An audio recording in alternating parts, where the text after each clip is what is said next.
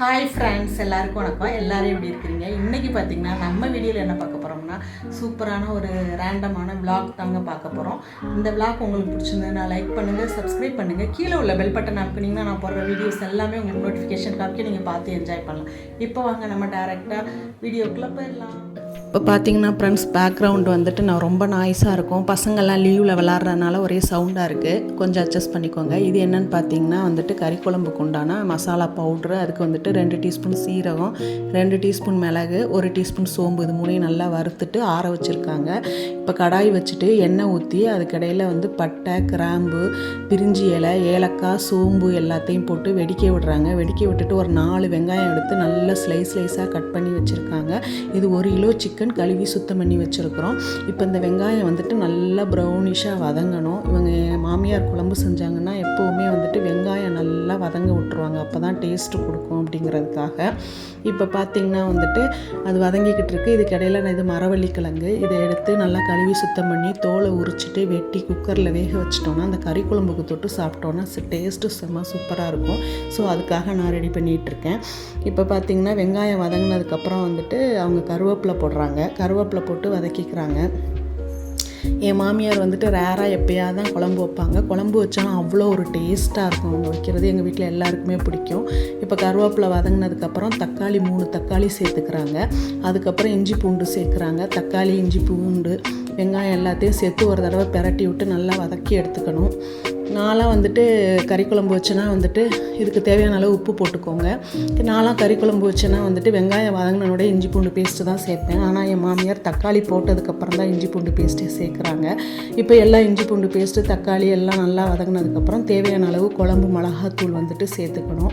இது நாங்கள் வந்துட்டு வீட்டில் அரைச்ச மிளகாத்தூள் தான். இதை தான் வச்சு மீன் குழம்பு, கறி குழம்பு, சாம்பார், புளிக்குழம்புன்னு இப்படி எல்லா குழம்புக்குமே வந்துட்டு எங்கள் வீட்டில் இந்த மிளகாத்தூள் தான் யூஸ் பண்ணிப்போம். இப்போ பார்த்திங்கன்னா அது மசாலா கூட சேர்ந்து நல்லா வதங்கினதுக்கப்புறம் நம்ம அலசி கழுவி வச்சுருக்கிற சிக்கனை எடுத்து போட்டுக்கணும். போட்டு அது மசாலா கூட நல்லா பிரட்டி விட்டு வேக வச்சு எடுக்கணும். இப்போ இதுக்கடையில் பார்த்திங்கன்னா ரசம் வச்சுட்டோம். ரசம் ரெடியாக இருக்குது. இதுக்கு அந்த மசாலாவோட கறி நல்லா மிக்ஸ் ஆகிற அளவுக்கு கிண்டி எடுத்துக்குவோம். இது காலையில் வச்ச சாதம், ஆஃபீஸ்க்கு போகிறதுக்காக சாதம், கூட்டு எல்லாமே காலையிலே செஞ்சாச்சு. இது பழைய கறி குழம்பு. அதுக்கப்புறம் பார்த்திங்கன்னா இது புடலங்காய் கூட்டு, காலையில் ஆஃபீஸ்க்கு அவங்களுக்கு போகிறதுக்காக செஞ்சோம். இப்போ பார்த்திங்கன்னா அதுக்கப்புறம் பார்த்திங்கன்னா பழைய மீன் குழம்பு, பழைய கறி குழம்பு, மீன் குழம்பு, ரசம்லாம் இருக்கிறதுனால சிக்கனை வந்துட்டு கிரேவி மாதிரி செஞ்சுக்கலாம் அப்படின்னு நினச்சோம். ஆனால் பசங்க வந்துட்டு குழம்பு தான் வேணும் அப்படின்னு சொல்லி கேட்டதுனால அந்த கிரேவி பிளானை மாற்றி சிக்கன் குழம்பாக ரெடி பண்ண ஆரம்பிச்சிட்டோம்.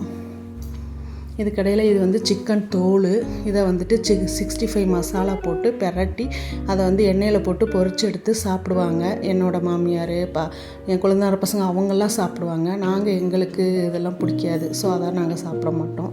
இப்போ பார்த்திங்கன்னா நல்லா மசாலாவோட சிக்கன் வந்து மிக்ஸ் ஆகி வந்துருச்சு. ஸோ இது சின்ன பாத்திரமாக இருக்கவும் கிளற முடியலைங்கிறதுக்காக வேறு ஒரு பாத்திரத்தில் மாற்றியாச்சு.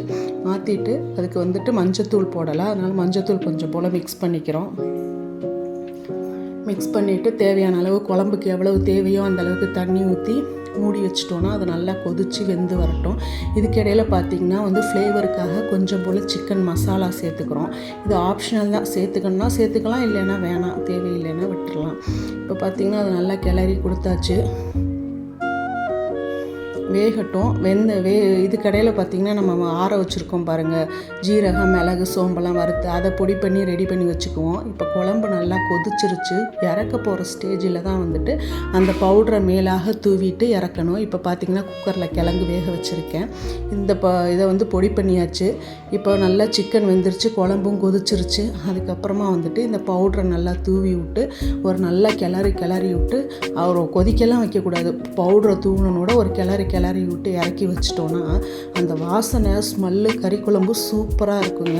இது வந்து எப்போவுமே ஃபாலோ பண்ணுவாங்க. நீங்களும் இந்த டிப்ஸை ஃபாலோ பண்ணி பாருங்கள். அவ்வளோ வாசனையாக நல்லாயிருக்கும் கறி குழம்பு. நம்ம ஏற்கனவே மசாலா தூளாக அரைச்சிருப்போம், ஜீரகம், மிளகெல்லாம் இருந்தாலும் இந்த மாதிரியும் போட்டு அரைக்கலாம். இப்போ பார்த்திங்கன்னா கோழித்தோல் வறுக்க போகிறாங்க. இதுக்கிடையில் வந்துட்டு சின்ன வெங்காயம் வந்து வடகம் போடலான்ட்டு உரிச்சிட்ருக்கோம்.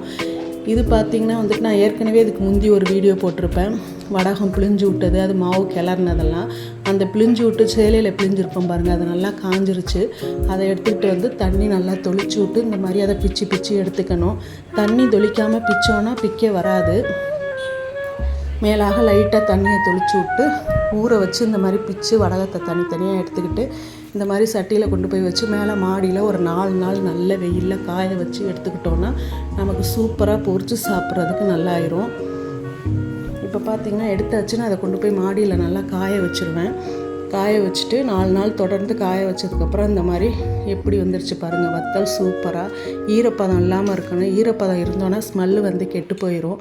ஸோ ஈரப்பதம் இல்லாமல் இந்த மாதிரி நல்லா காய வச்சு எடுத்துக்கிட்டோன்னா நம்ம சாம்பார் சோறு, ரச சோறு, தயிர் சோறு, இந்த மாதிரி கூழ், இந்த மாதிரி ஐட்டத்துக்கெல்லாம் வறுத்து சாப்பிட்றதுக்கு அவ்வளோ ஒரு டேஸ்ட்டாக இருக்கும். இந்த வடகை எங்கள் வீட்டில் எல்லாருக்கும் பிடிக்கும். தேங்க்ஸ் ஃபார் வாட்சிங். Please subscribe and like, share. Thank you friends.